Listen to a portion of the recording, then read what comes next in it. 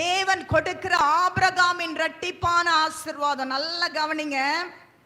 எவன் ஒருவன் ஆவிக்குரிய ஆசீர்வாதத்தை வாஞ்சிக்கிறானோ அவன்தான் பரிசுத்த ஜாதி.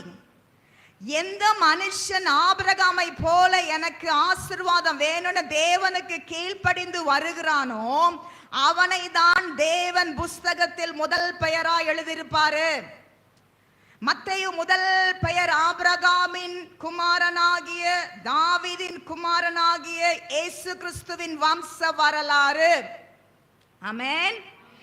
உங்க பேரு அந்த புஸ்தகத்துல, ஜீவ புஸ்தகத்துல ஸ்பெஷலா எழுதணும், ஸ்பெஷலா அண்டர்லைன் பண்ணி எழுதணும். நீங்க பரிசுத்த ஜாதியா மாறினாதான் மெட்டீரியல் பிளஸிங். நீங்க பரிசுத்த ஜாதியா மாறல அப்படின்னா வருகிற மெட்டீரியல் பிளஸிங் எல்லாம் அது தேவன் கொடுக்கிறது அல்ல, பிசாசானவன் கொடுக்கிறது. தெளிவா புரிஞ்சுக்கங்க.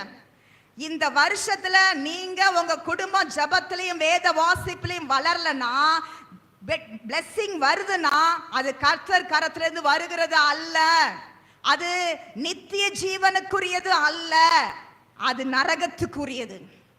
நீங்க நித்திய ஜீவனுள்ள பிள்ளைகள் என்று சொன்னால் முதலாவது பரலோகத்தை நோக்கி, ஆவிக்குரிய வாழ்க்கையை நோக்கி ஆபிரகாமை போல ரெட்டிப்பான பிளஸிங் வேணும்னு கேளுங்க.